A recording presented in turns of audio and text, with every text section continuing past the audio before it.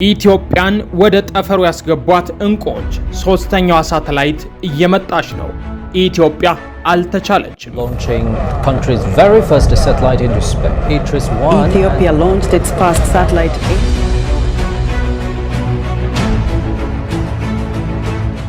የአንድ ሀገር ልህቀት ከኢኮኖሚ እድገትም ከመሳሪያሽ ቅድድምም እኩል በቴክኖሎጂ የበላይነት ይለካል። ሳተላይት ደግሞ በዘመኑ ካሉ ቴክኖሎጂዎች መካከል ግንባር ቀደሙና ሀገርን በመረጃ የሚያስቀድም ነው። ይሄ የገባት ኢትዮጵያ ታዲያ ሶስተኛዋን ሳተላይት ልታመጥቅ በዝግጅት ላይ ናት። ከዚህ ቀደም ከብዙ የአፍሪካ ሀገራት ቀድማ ጠፈር የደረሰችው ኢትዮጵያ አሁን ደግሞ በቁጥርም ከፍ ብላ ሶስተኛውን ልታወጣ ጫፍ ላይ ደርሳለች።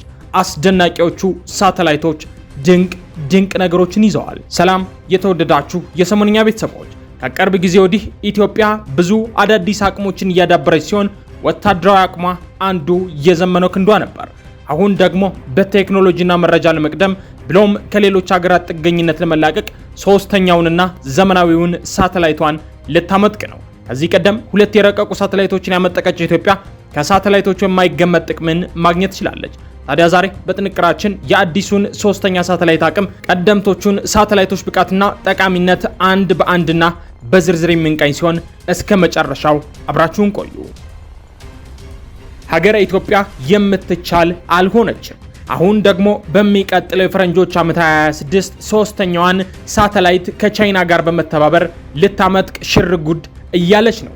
አዲሱ ሳተላይት ከቀደምቶቹ ሳተላይቶች ጋር ሲወዳደር የተሻሻለ የምስል ጥራት የሚኖረው ሲሆን ሳተላይቱ ለአካባቢ ቁጥጥር፣ ለአደጋ መከላከልና የግብርና ዕቅድን ለመደገፍ ያገለግላል። የኢትዮጵያ የህዋ ጉዞ የጀመረው በ2019 የመጀመሪያዋን ሳተላይት ኢቲአርኤስኤስ-1 በተሳካ ሁኔታ በማሰማራት ሲሆን በ2020 ደግሞ ሁለተኛዋ ሳተላይት ተከትላለች።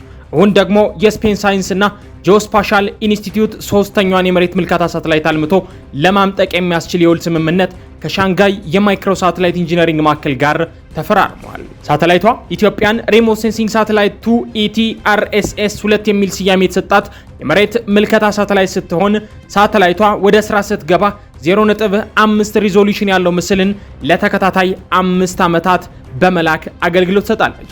በቅዱ መሰረት የመሬት ምልከታ ሳተላይቷ በአንድ ዓመት ከ6 ወር ጊዜ ውስጥ ለማልማት የሚያስችሉ ተግባራት እየተከናወኑ ነው።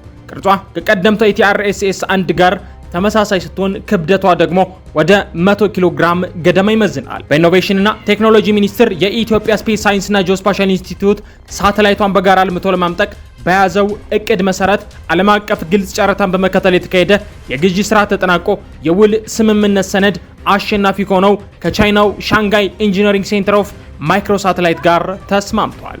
የመጀመሪያዋ የኢትዮጵያ ሳተላይት ኢቲአርኤስኤስ-1 ኢትዮጵያ የመጀመሪያዋ ሳተላይት የሆነችው ኢቲአርኤስኤስ-1 አነስተኛ የመሬት ምልከታ ሳተላይት ስትሆን ወደ ጠፈር የዘመተችው ታህሳስ 10 ቀን 2012 ማለዳ ነበር። ሳተላይቷ የተሰራችው በቻይና መንግስት ድጋፍና በኢትዮጵያውያን የምህንድስና ጠበብቶች የተሰራች ሲሆን ይቺ ሳተላይት ከቤጂንግ 500 ኪሎ ሜትር ርቀት ላይ ከሚገኘው የቻይና ጠፈር ምርምር ማዕከል ነበር ወደ ህዋ የመጠቀችው። መሬት ምልከታ ማይክሮ ሳተላይት ማለት አንድን ቁስ ሳይነኩ ወይም አካላዊ ግንኙነት ሳይኖር ስለዛ ቁስ ከርቀት ወይም ደግሞ ብርሃን ወይም ሙቀትን በመጠቀም መረጃዎችን መሰብሰብ መቻል ማለት ነው።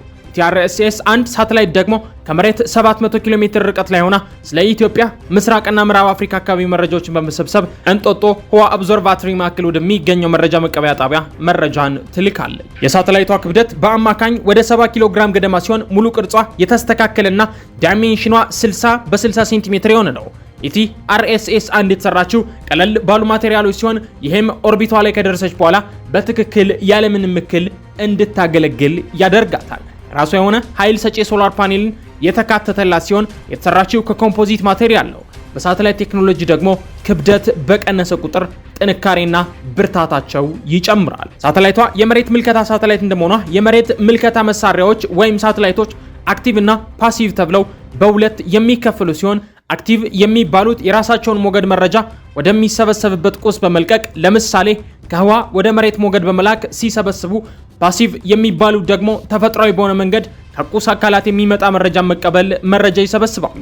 መሬት ምልከታ መሳሪያዎች ሙቀትን ወይም ብርሃንን በመጠቀም ስለ መሬት ሁኔታ አቀማመጥ፣ ቀለም፣ ቅርጽ፣ መጠንና ስለ እጽዋትና እንስሳት የብርቅዬ እንስሳትን እንቅስቃሴም ጨምሮ ስለ አየር ንብረት ሁኔታ፣ ስለ ውሃማ አካላትና መሰል ጉዳዮች መረጃ ያቀብላሉ። ከመሬት ምልከታ ሳተላይት የሚገኙ መረጃ ለተለያዩ የጥናትና ምርምር አይነቶችም በግብአትነት ያገለግላል። ኢትዮጵያ ኢቲአርኤስኤስ 1 ሳተላይቷን ከማምጠቋ በፊት ከፈረንጆቹ 1998 ጀምሮ 8 የአፍሪካ ሀገራት 32 መሰል ሳተላይቶችን አምጥቀ ነበር ሲሆን ሀገራቱም ደቡብ አፍሪካ፣ ግብጽ፣ ናይጄሪያ፣ ጋና፣ አልጄሪያ፣ ሞሮኮ፣ ኬንያና ሱዳን ነበሩ።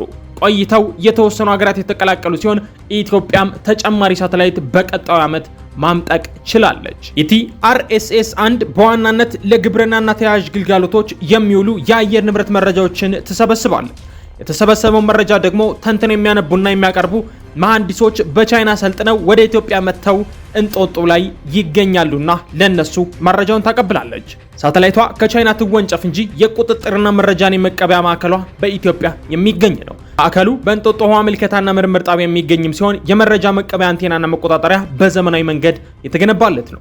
በወቅቱ ኢትዮጵያ ከሳተላይቷ ያገኘችው ልምድ የተሻሻሉ ሳተላይቶችን በራስ አቅም ለመገንባት ያስቻላት ሲሆን በቀጣዩ ዓመት ሌላኛዋን ሳተላይት እንድታመጥቅ አድርጓታል። ኢቲ ስማርት አርኤስኤስ የኢትዮጵያ ሁለተኛዋ ሳተላይት።